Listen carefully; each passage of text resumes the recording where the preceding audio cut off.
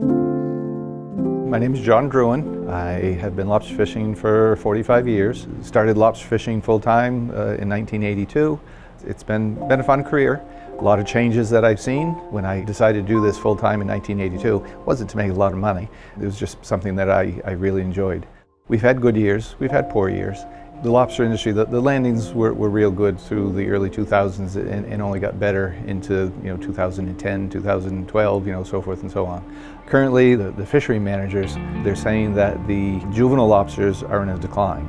So apparently that means within the last 3, 4, 5 years, that means we didn't have enough broodstock that is producing what we're seeing now for juveniles. So what they're trying to do with the gauge increase is to leave more lobsters on the bottom to reach sexual maturity, and they'll reproduce. The gauge increase, it sucks. I didn't realize how intense it was. They're going to go up 1/16 of an inch on the measure. When they're going to be put up against Canada, we're always putting at a disadvantage with other countries. The gauge increase that we're looking at is going to help. In my area where we fish, we don't see lobsters of that size that egg out. And when they do, to us when we look at them, they're small. It's like, that's really not enough. They're worth it, versus what we call the broodstock, because we have a lot of lobsters that are 2, 3, 4, 5, and even bigger. Larger lobsters live down east. Learning and see how many eggs that a larger lobster can hold, the health of the eggs versus a smaller lobster. That's the key to keep this resource going, to protect those larger lobsters. In terms of managing lobster stocks, if you look at the way we are sustaining the population, we've got a viable, well-managed fishery. But I think sometimes we overlook the importance of the larger lobster. We have a minimum size, but to me, the most important reproductive lobsters are the lobsters that are right in the range of 5 pounds, or the 5-inch gauge. Those lobsters, according to a study in Canada, will produce 20 to 25 times as many lobsters, larval lobsters, as a 1.5 pound lobster. So it would take 20 to 25 smaller lobsters to equal the reproductive capacity of the 5-inch gauge lobster. It's pretty significant. And the reason for that is the larger lobster has a slightly different reproductive cycle. The smaller lobster, having released its eggs, will molt and then go through the whole process again. When they mate, this lobster has shed its shell. The male and female basically come together, and if this were a male, and usually they're lobsters of about the same size, they come together and the male deposits semen into the female, which is stored until the eggs are mature and they're ready to be extruded onto the tail. What the larger lobster will do, the 5 pound and greater, it will store semen so that it can have 2 sets of eggs on one mating, besides the fact that the larger the lobster, the more eggs they have to begin with. So you put that together, it's like a double whammy in terms of the reproductive capacity, and that's why they're so important and produce many more larvae than, say, a 1.5 pound lobster that is sexually mature. We down east found it very imperative to try to protect those lobsters. Where I fish is what some call the gray zone. This is the line that the Americans claim, so we can't go over on this side. And this is the line that the Canadians claim. The overlapping area, and actually it's the gray zone. And since 2002, the Canadians have been fishing the area. We see it, the fishermen that are protecting that broodstock know what's there. We've been throwing it back in the water for years. And now we have a different group of fishermen that come along and decide, well, we can take that and send it to market. So Canada has different conservation measures than the United States does. They're taking the broodstock that we have been preserving, leaving in that area that I've been fishing in since the early 1980s. We've pushed for 20 years to keep it on everybody's radar that this is an issue. There's a lot of the broodstock that has been protected for years. And it takes quite a while for a lobster, to get that size once you get up to 6, 8, 10 pounds and everything. It's our belief that by removing the broodstock that the Canadians have been catching, there's been less lobsters released, less settlement, less of everything that's been taking place.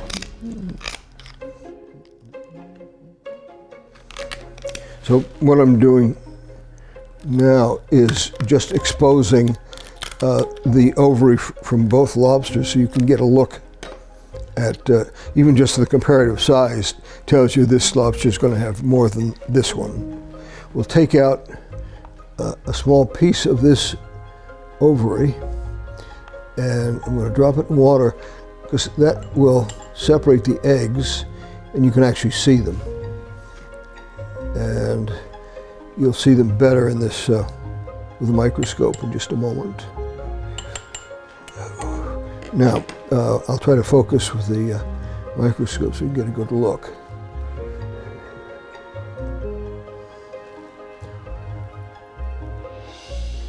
Okay, now, so you can see the individual eggs, and these are a long way from being mature.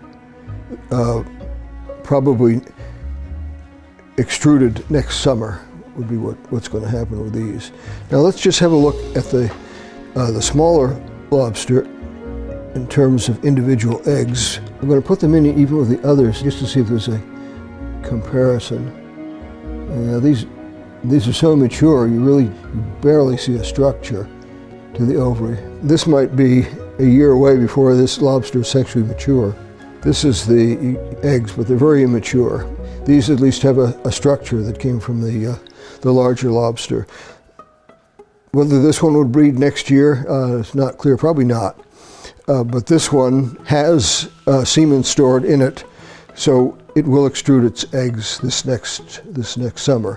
Now let's just take a look at the size. I'm going to try to take them both out relatively intact. That's one side.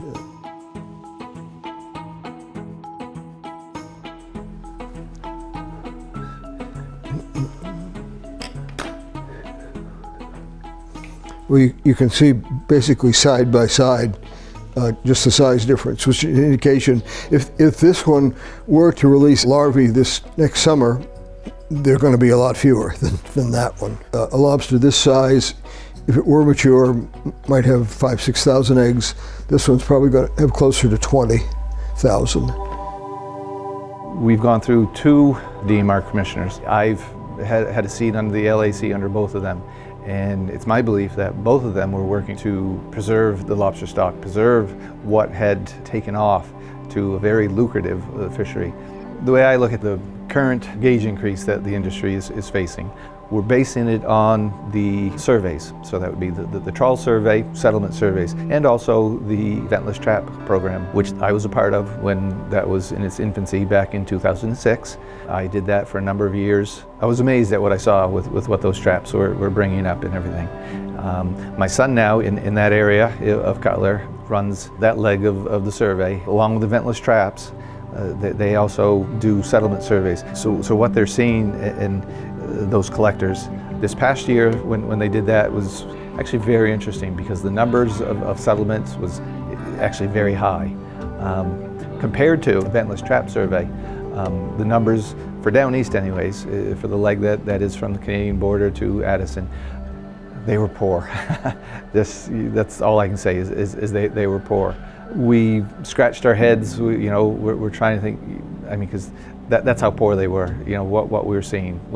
When previous years, the traps would have, upwards of 30 of these small juvenile lobsters, and that's per trap.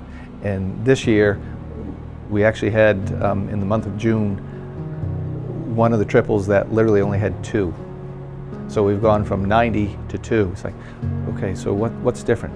Water temperature was a little bit cooler this spring. And I tried to ask that with the science people. If you're going to talk about climate change and say that the waters are warming, which is what everybody wants to allude to, if the water's warming, okay, that's one thing. But we actually know that the water temperature down our way this spring was 46 degrees. So what I was always told was that lobsters don't start to move until the water temperature is 48 degrees. Okay, so for at 46, well, wouldn't that explain why we're not seeing as many? Is that something? It's just something that, so if it's a variable, it should be at least acknowledged. In warmer surface temperatures, these larval lobsters mature more quickly, so they're in their most vulnerable period for a shorter period of time, so you would expect a larger settlement. they're going to settle in different places than they used to. I'm certain that climate change is changing where lobsters are settling, and this is important in trying to assess what the real settlement is. It's been a really great season for seeing settlement. I've been studying baby lobsters since 1992. Did you see any up top first? Before you move the ones that move other substrate, like there's sand on top of this one? Yep. And there's a lot going on there. So try to look for the ones. Today, I was trying to teach Dustin how to do what I do. Because this whole sampling method that we were using today for quantifying how many of baby lobsters are settling, how good the settlement is very different from what other people have done. It's unique, and it's something that we've been doing since 1992. This habitat we're looking at allows us to capture the lobsters by hand, measure them, and put them right back where they came from, and do this repeatedly. 102. Okay. Left crusher. And it's our first female. The places where you can do this, they're very shallow sloped. That's how you get a time frame long enough. If you have a steep slope, you can't sample. They're still there. They're all over. These little lobsters, they're in every habitat imaginable. They're probably out in the deep canyons. I wouldn't be surprised. Lobsters don't just live in one location or one habitat. This is a habitat you can take advantage of to look at really specific things about the animal's growth and when they settle, how many settle, and they settle, I'll tell you, the only month of the year I have not found settlement is May. Every other month of the year I've found at least one settler. We sampled 14 weeks out of the year because that's how many big tides there are. We had 26 sites that had volunteers that were consistent for many, many years. From Branford, Connecticut to Jonesport, Maine, and every place in between. We also, over all these years, have been following marked individuals. I tagged the lobsters and followed them for up to 6 years of their lives as they grew. You can't do that in the sea, in the deep water, in the shallow water, anywhere. You can do that on shore though, and you just have to wait for the lowest tides, super low tides. You're in the Rocky Intertidal, and that's where you can have really specific data out of individual lobsters following them for all these years. We have a lot of data, but it's very different from the data that government people have, or even other academics are looking in a different way and in different habitat. I gave the data to the Stock Assessment Committee, and they haven't used my data.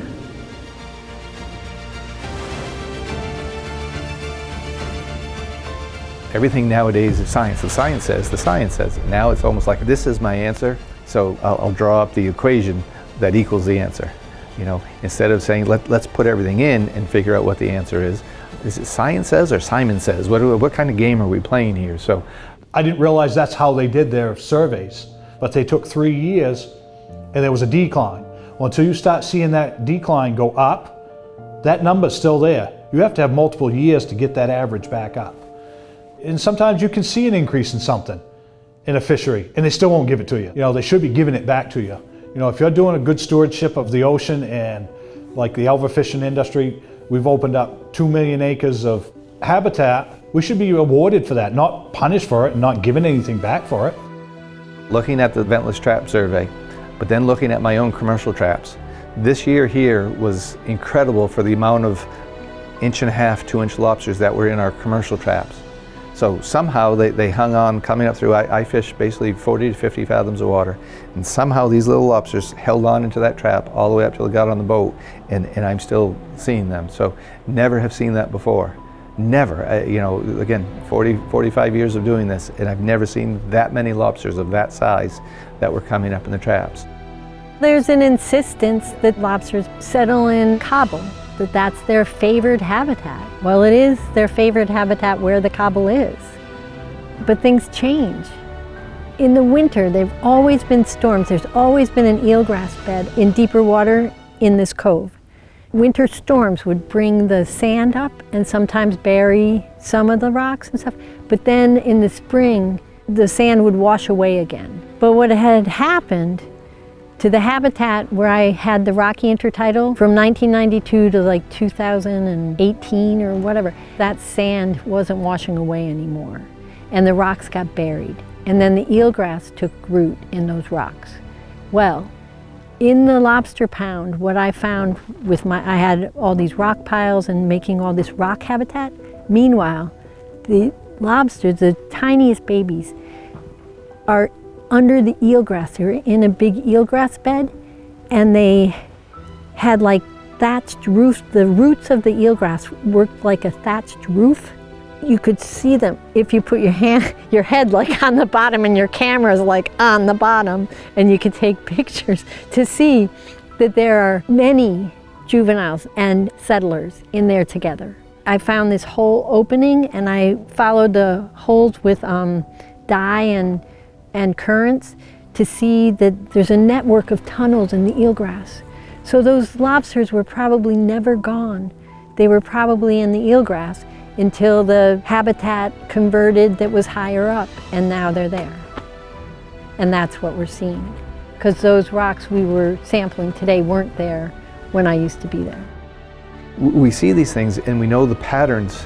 That's kind of the thing when you try to explain that to these people that are trying to manage the fisheries and manage the resource and everything, that they're not seeing the select size lobsters. That's because they're not running. You just don't, just because you put a trap in the water and there's happens to be a 2-pound lobster, doesn't mean he's going to crawl in the trap. He's not going to move till he's ready to move.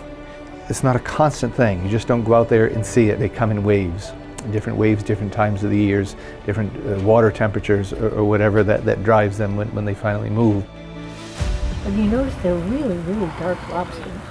And the lobsters that we catch in the summertime, I can tell if you pull up a crate of lobsters, I know if it was somebody from inshore or somebody fishing down below, even if they're all shedders.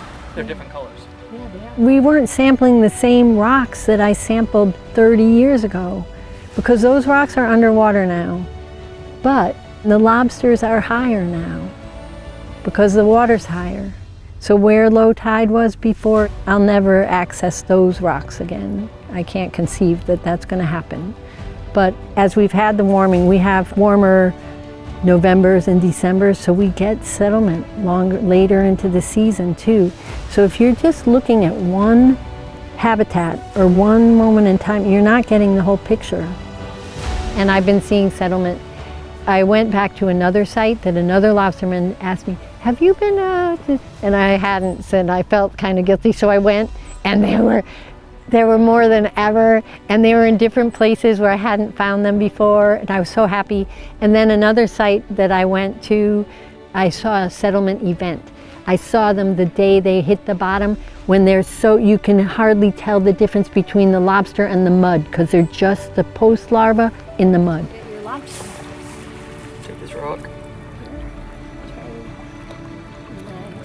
Ah, goodies with a settler. That's what I thought. They settled here. Yay! Yay! Awesome! Oh, there he is. Oh, there he is. Sorry, I have to help get him. In case there's little settlers. And so they're there. And they were probably always there. I just didn't have the access anymore. But pretty much thanks to Dustin, I'm here again. So what we're trying to do, what's really important that we did today, is passing that on. And to keep that data set going is really important. The first year when we did the ventless traps, the computer one time picked a site. I brought the chart back and I says, I'm not going here. Pointed to the chart. Why is that? Well, because this is clam flats. The computer picked it apparently at high tide or whatever he's looking at the chart, but I says, this will drain out. I'm not putting my boat onto the clam flats. So we have to have input with them, we have to work with them, and they have to work with us. At that point in time, I think there was better collaboration between science and fishermen. We're still sampling the same spots that we were in 2006. The DMR depth stratas that they use only go from basically 0 to 30 fathoms. We're seeing just as many in 30 fathoms, and of course where we fish, without having ventless traps, we see them 40, 50 fathoms and deeper. So We would like them to expand the areas. If we're going to talk about science and use the science to regulate and manage the fishery, then you should sample all of it. But to go from past years, the numbers that we've seen, to what we saw this year, and then use those for management tool, that's kind of scary. There's too many factors, too many variables in that equation to just say that, yep, there are less lobsters. Because we saw less lobsters, but then we turn around and 3 months later, and we saw the most settlement in the settlement survey that we've ever seen. We used to have a program where the DMR, the Department of Marine Resources, would purchase seed lobsters from the lobster pounds. We've allocated that money to go to other programs. How much was bought before that was released back into the water that now we're not doing? There's a lot of variables to the equation. How do you tell me that we're bringing a group of fishermen to an area where they've never been, taking all these lobsters of that large size out of the water for the last 20 years, so close to the main shore? Because you have to understand where the gray zone is, because it becomes within 3.5 miles of Cutler Harbor is where the Canadians claim. So, and they fish right there. It's not like they're off somewhere else and everything. They come right up as close as they can. So convince me that that's not having a detrimental effect. We're trying to put it back overboard to protect it, and if they catch it, then it goes to market. So is the answer, let's increase the gauge so that way we're putting more back down there. How about we go back the way that we were? It was working before. How did we get there? Let's look at the science. What were we doing in the late 90s and the early 2000s to get us to those nice landings and those record landings that we had 2015? We're still monitoring things, but we've stopped a program that was protecting the broodstock. We have fishermen that are fishing on the broodstock that we protected, and especially down in our down east area. And now, of course, if we're looking at a gauge increase on the small end, what I would have kept in the previous year, I have to return to the water. But because the Canadians haven't increased their gauge, that means now they can catch that one. So the competition between the American fishermen and the Canadian fishermen, we're at a disadvantage. We're losing on both sides of our measure. I don't really think that the Commission thought about this, what's going to take place, when we have a gauge increase. We'll see. Hopefully that their programs work. Do we all agree with it? No. Do we all disagree? No. Do I support it? No, I don't support it. I think we're fine with the size that we have. I still believe that the larger lobsters are the key. I don't envy any fisheries manager, such as the Commissioner of the Marine Resources, in making those decisions. Currently, we've got some great people advocating for more data, whichever measure that we need to go, either through the Maine Lobstermen Associations or through the New England Fishermen Stewardship Association, the MLU, the Down East Lobstermen Association. Everybody, I think, is got the same mindset. I think we've got some really good people that are advocating for not just lobster fishermen, but for all fishermen.